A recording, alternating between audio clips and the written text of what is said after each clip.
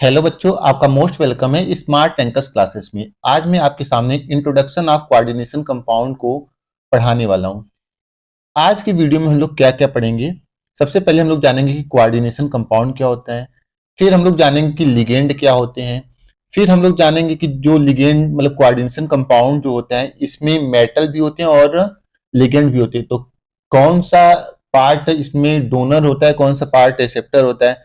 फिर coordination compound में भी दो तरीके से होती है, एक तो तुम्हारा होता है न्यूट्रल और एक तुम्हारा होता है आयनिक। तो कैसे पता लगाएंगे कौन सा कोऑर्डिनेशन कंपाउंड तुम्हारा न्यूट्रल है, कौन सा तुम्हारा कोऑर्डिनेशन कंपाउंड आयनिक है। फिर हम लोग आगे देखेंगे कि कोऑर्डिनेशन, जैसे यहाँ पे एक फॉर्म आपको कोऑर्डिनेशन कंपाउंड जब पढ़ेंगे तो उनका स्ट्रक्चर मिलेगा, तो इस स्ट्रक्चर में आपको देख करके बताना होगा कि कोऑर्डिनेशन स्फीयर क्या होता है।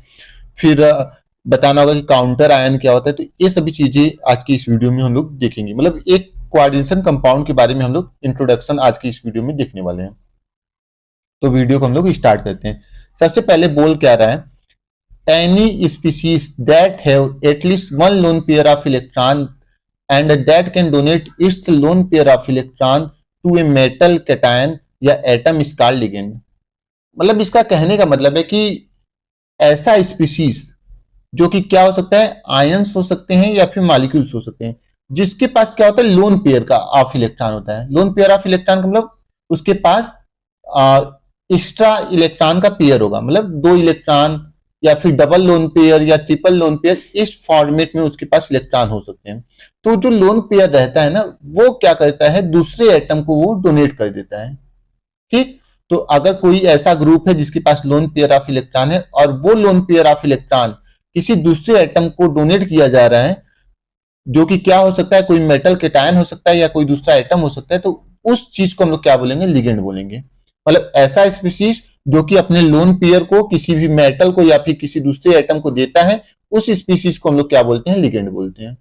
आगे बोल रहा है, since ligand is an electron rich species. अब लिगेंड क्या कर रहा है, अपने लोन पेयर को किसी दूसरे को दे रहा है। इसका मतलब जो अपना चीज दूसरे को देगा, मतलब वो क्या कहलाएगा, रिच स्पीसीज कहलाएगा। तो लोन पेयर किस चीज को दे रहा है, इलेक्ट्रॉन को दे रहा है। तो इलेक्ट्रॉन को दे रहा है तो इलेक्ट्रॉन रिच स्पीसीज हो गया। और जिसके पास इलेक्ट्रॉन, मतलब जो इलेक्ट्रॉन रिच स्पीसीज होते हैं, उसको हम लोग क्या बोल सकते हैं, लेविस बेस बोल सकते हैं या फिर न्यूक्लियोफाइल बोल सकते हैं। इतना बात क्लियर। आगे बोल रहे हैं, a metal cation is an electron deficient species. अब देखो, ये जो लिगेंड है वो किसको इलेक्ट्रॉन पेयर दे रहे हैं, मेटल को दे रहे हैं। तो मेटल तुम्हारा क्या हो गया, इलेक्ट्रॉन डिफिशियंट, क्योंकि मेटल क्या कर रहा है, इलेक्ट्रॉन को ले रहा है, तो इस वजह से ये क्या हो गया, इलेक्ट्रॉन डिफिशियंट स्पीसीज हो गया। आगे बोल रहा है, and it can accept a pair of electron. ठीक, क्यों वो इलेक्ट्रॉन डिफिशियंट है, क्योंकि वो इलेक्ट्रॉन के पेयर को क्या कर रहा है, एक्सेप्ट कर रहा है। Therefore a metal cation behaves as a Lewis acid. अब क्या कर रहा है, जो इलेक्ट्रॉन दे रहा है वो तो तुम्हारा न्यूक्लियोफाइल या लेविस बेस हो गया, और जो इलेक्ट्रॉन ले रहा है वो तुम्हारा लेविस एसिड या फिर क्या हो गया, इलेक्ट्रोफाइल हो गया। तो वही यहां पे बोल रहा है। फिर आगे बोल रहा है, when A group of ligand, बोल रहा है कि जब लिगेंड का ग्रुप क्या कर रहा है, डोनेट कर रहा है इलेक्ट्रॉन पेयर को, मतलब जो डोनेशन हो रही है इलेक्ट्रॉन पेयर की, वो क्या हो रही है, एक से अधिक एटम के द्वारा हो रही है। तो यहां पे बोल रहा है कि जब लिगेंड का ग्रुप, मतलब एक लिगेंड की बात नहीं हो रही, यहां पे एक से अधिक लिगेंड है जो कि अपने इलेक्ट्रॉन पेयर को क्या कर रहे हैं, डोनेट कर रहे हैं। किसको डोनेट कर रहे हैं, डोनर एटम, मतलब जो इलेक्ट्रॉन लेने वाला है उसको। तो वो क्या हो जाएगा, डोनर एटम को जब वो इलेक्ट्रॉन पेयर दे रहे हैं टू द मेटल कैटायन, यहाँ पे लिख रहा है ना, टू द मेटल कैटायन या एटम, तो वहां पे जो बॉन्डिंग बन रही, मतलब इलेक्ट्रॉन पेयर को देने के थ्रू जो बॉन्डिंग बन रही, उस बॉन्डिंग को हम लोग क्या बोलेंगे, कोऑर्डिनेट बॉन्ड बोलेंगे। मतलब ऐसी बॉन्डिंग जिसमें इलेक्ट्रॉन पेयर कोई सिंगल एटम किसी दूसरे एटम को दे रहा है, तो उन दोनों एटम के बीच में जो बॉन्ड बनेगी उसको हम लोग क्या बोलेंगे, कोऑर्डिनेट बॉन्ड बोलेंगे। और उस कोऑर्डिनेट बॉन्ड के थ्रू जो हमारा प्रोडक्ट बन के तैयार होगा उसे हम लोग क्या बोलेंगे, कोऑर्डिनेशन कंपाउंड बोलेंगे। ठीक, उसे हम लोग क्या बोलेंगे, कोऑर्डिनेशन कंपाउंड। फिर आगे हम लोग देखते हैं, आगे बोल रहा है, दस ए compound in which a metal cation या atom is attached to a group of ligand by coordinated bond is called coordination compound।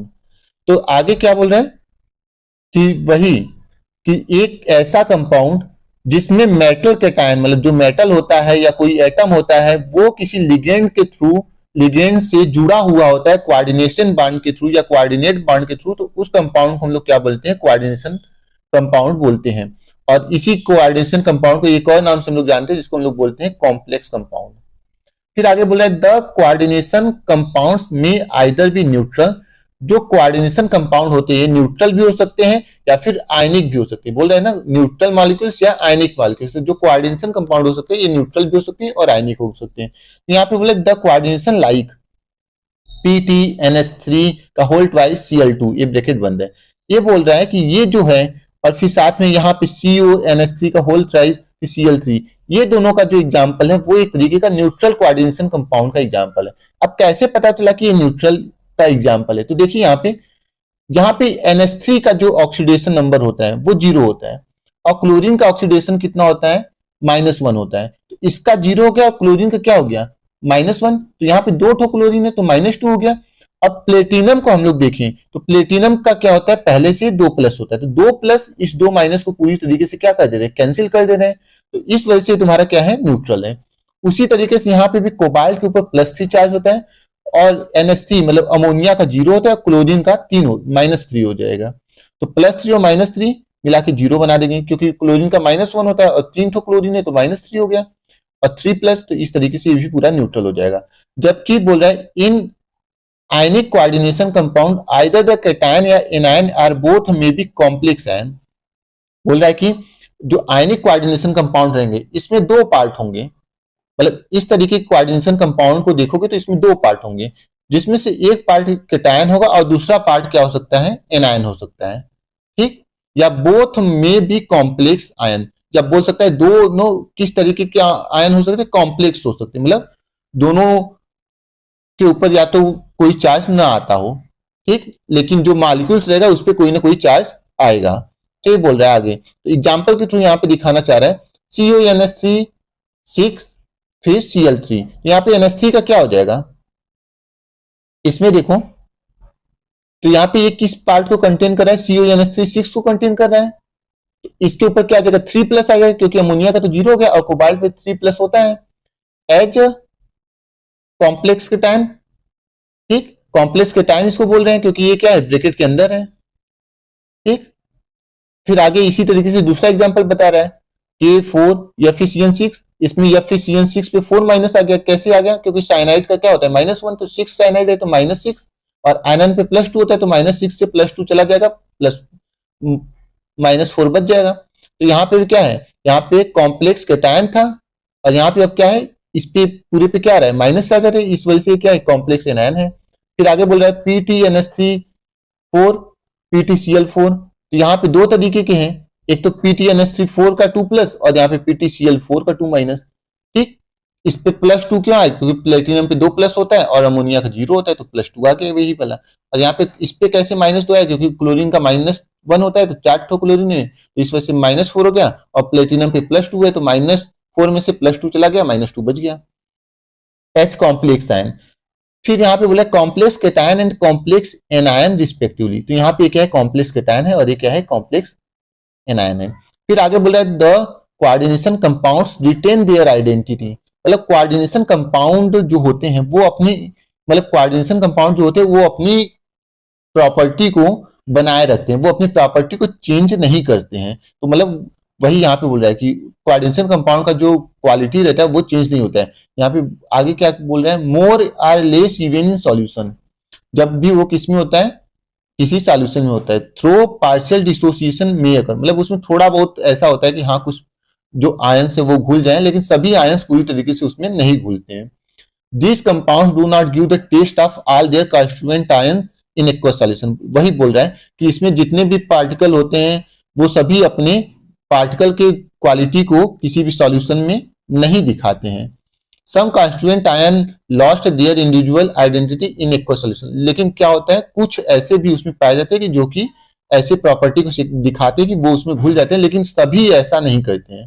ठीक, जैसे ये जितने भी लिगेंड है, ऐसा नहीं कि ये मान लो K4 FeCN6 को तुमने पानी में डाल दिया तो ऐसा नहीं कि इसके जितने भी आयन है सब पूरी तरीके से पानी में डिजॉल्व हो जाए। कुछ होंगे, कुछ नहीं भी होंगे। वही बात यहाँ पे बोल रहा है। ठीक, all the constituent ion, जैसे यहाँ पे बोला CO3+ and Cl- state it gives the CO3+ as is CONH3 6 3+ complex ion and Cl- ions. वही बोल रहा है कि कोबाल्ट जो है और जो क्लोरीन है वो क्या कर रहे हैं, जब इसमें मिल रहे हैं मतलब इस कॉम्प्लेक्स में है, तो वो CO जो है वो तुम्हारा एक कॉम्प्लेक्स आयन है और Cl- जो है वो एक तुम्हारा आयन है। तो ये वाला एग्जांपल लेके यहाँ पे बताया है, जैसे CONH3 6 Cl- है, तो ये वाला जो ब्रैकेट के अंदर वाला पार्ट है ये तुम्हारा क्या है, कॉम्प्लेक्स आयन है, और ये जो बाहर वाला पार्ट है ये क्या है, Cl- है। ठीक, अब आगे हम लोग देखेंगे कि कोऑर्डिनेट बॉन्ड क्या होता है, यहाँ पे लिखा हुआ है, आगे देखिए। बोल रहा है a complex ion is an ion in which a metal cation is attached to ligand by coordinate bond. तो कॉम्प्लेक्स आयन क्या होता है, कॉम्प्लेक्स आयन वो आयन होता है जिसमें मेटल जो होता है वो लिगेंड के साथ कोऑर्डिनेट बॉन्ड के थ्रू क्या होता है, अटैच रहता है, मतलब कोऑर्डिनेट बॉन्ड के थ्रू जुड़ा रहता है। फिर आगे बोल रहा है कोऑर्डिनेशन केमिस्ट्री क्या होती है, जैसे कोऑर्डिनेशन कंपाउंड के बारे में पढ़ रहे हो तो उस कंपाउंड के बारे में जिस केमिस्ट्री के अंदर तुमको अध्ययन करना पड़ता है उसे हम लोग कोऑर्डिनेशन केमिस्ट्री बोलते हैं। तो वही यहाँ पे coordination chemistry is the branch of inorganic chemistry. Coordination chemistry किसकी ब्रांच है, इनऑर्गेनिक केमिस्ट्री की, जिसमें हम लोग किसकी स्टडी करते हैं, स्टडी ऑफ कोऑर्डिनेशन कंपाउंड, मतलब कोऑर्डिनेशन कंपाउंड जो होते हैं उनकी स्टडी करते हैं। फिर आगे क्या बता रहे हैं, in the structural formula of coordination compound the central metal cation या atom the ligand attached to it are retained in a square bracket। तो यहाँ पे इसको देखो, ये क्या है, एक स्क्वायर ब्रैकेट के अंदर है ना, या फिर यहाँ पे देखो ये भी क्या है, एक स्क्वायर ब्रैकेट के अंदर है। तो यहाँ पे वही बोल रहा है कि जब हम लोग कोऑर्डिनेशन कंपाउंड का स्ट्रक्चर देखते हैं या स्ट्रक्चरल फार्मूला देखते हैं तो इसमें एक सेंट्रल मेटल रहता है जो कि लिगेंड के साथ, ये तुम्हारा सेंट्रल मेटल है, और एक इसके साथ जुड़ा हुआ है लिगेंड के साथ। तो लिगेंड के साथ जुड़ा रहता है, उस जो सेंट्रल मेटल लिगेंड के साथ जुड़ा रहता है उसको हम लोग क्या करते हैं, स्क्वायर ब्रैकेट के अंदर लिखते हैं, और इस पूरे पार्ट को हम लोग क्या बोलेंगे, इस पूरे पार्ट को हम लोग बोलते हैं कोऑर्डिनेशन स्फीयर। मतलब ये जो पूरा तुम्हारा पार्ट है, ये तुम्हारा पूरा पार्ट क्या है, कोऑर्डिनेशन स्फीयर। या यहाँ पे जो माइनस चार्ज वाला पार्ट दिख रहा है, यहाँ पे जो प्लस चार्ज वाला पार्ट दिख रहा है, ये तुम्हारा क्या है, कोऑर्डिनेशन स्फीयर। ठीक, और जो इस स्फीयर के बाहर वाला पार्ट है ये तुम्हारा क्या है, काउंटर आयन है, या इसको बोलते हैं आयोनाइजेशन स्फीयर, इसको भी अभी आपको पढ़ना है। फिर वही बोल रहा है द कैटायन या anion outside the coordination sphere is called ionisation sphere और काउंटर आयन। तो यही बोल रहा है कि इस स्फीयर के बाहर वाला जो पार्ट रहता है, बाहर वाले पार्ट को हम लोग क्या बोलते हैं, आयोनाइजेशन स्फीयर बोलेंगे या फिर काउंटर आयन बोलेंगे।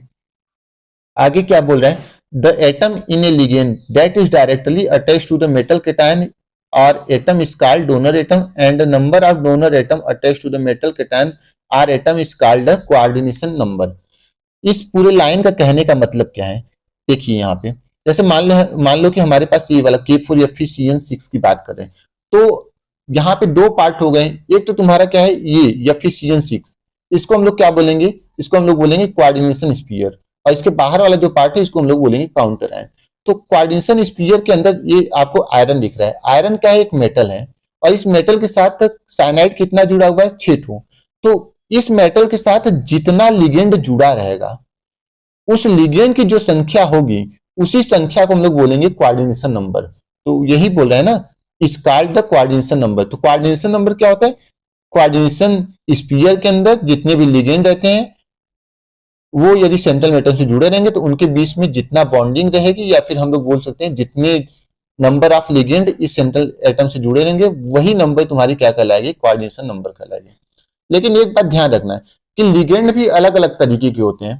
जैसे कुछ लिगेंड होते हैं तुम्हारे मोनोडेंटेड, कुछ लिगेंड होते हैं बाइडेंटेड, कुछ लिगेंड होते हैं ट्राइडेंटेड। तो मोनोडेंटेड लिगेंड के केस में क्या होगा, जितने तुम्हारे यहाँ पे लिगेंड जुड़े रहेंगे वो। बाइडेंटेड के लिगेंड में क्या होगा, जैसे बाइडेंटेड लिगेंड जो होते हैं उसमें क्या होते हैं, जैसे बाइडेंटेड लिगेंड तुम्हारा 3 ठो किसी भी एटम से जुड़े हुए हैं, मान लो आयरन से 3 ठो बाइडेंटेड लिगेंड तुम्हारा जुड़ा हुआ है, तो बाइडेंटेड लिगेंड में एक लिगेंड के लिए तुम्हें 2 कोऑर्डिनेशन नंबर काउंट करना पड़ता है। तो उस कंडीशन में 3 ठो बाइडेंटेड लिगेंड रहेंगे तो उसका कोऑर्डिनेशन नंबर कितना आ जाएगा, 3 दूनी 6, 6 कोऑर्डिनेशन नंबर उसका आ जाएगा उस केस में।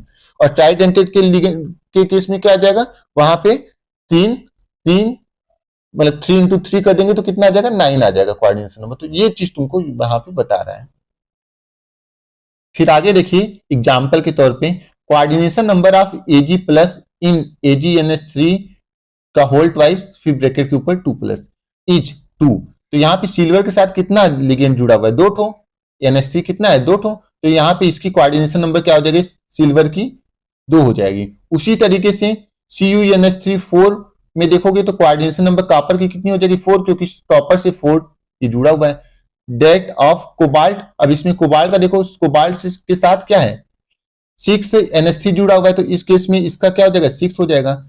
एंड कोबाल्ट के साथ यहाँ पे देखो तो EN है, EN का मतलब एथिलीन डाइएमीन। तो ये अगर NH3 की बात करोगे यहाँ पे, ठीक, तो NH3 तुम्हारा एक तरीके का क्या है, मोनोडेंटेड लिगेंड है, तो इसकी कोऑर्डिनेशन नंबर 1 काउंट की जाती है। लेकिन EN जो है इसके लिए 2 काउंट करते हैं, तो EN यहाँ पे कितना है, 3 जुड़ा हुआ है, और एक EN के लिए 2 होता है, तो 3 का गुणा 2 में करोगे तो 6 हो जाएगा, मतलब 6 हो जाएगा यहाँ पे। तो 3 2 जा 6 इसकी कोऑर्डिनेशन नंबर आ गई कोबाल्ट की इसमें, ठीक।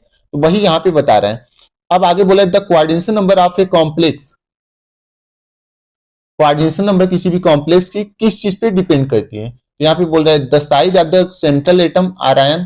तो कोऑर्डिनेशन नंबर किस पे डिपेंड करती है, जो सेंट्रल एटम है, जैसे यहाँ पे कोबाल्ट है, इस कोबाल्ट की साइज पे डिपेंड करेगी कि इस कोबाल्ट से कितना लिगेंड जुड़ा हुआ है।